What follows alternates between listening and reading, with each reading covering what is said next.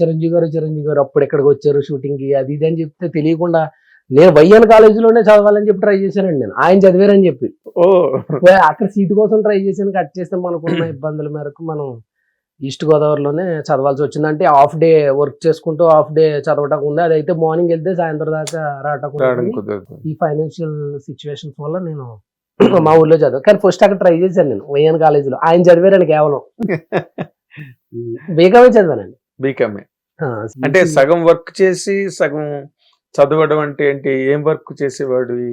అంటే బేసిక్ గా అండి ఊర్లో మనకి కొబ్బరి ఇండ్లని ఉంటాయండి.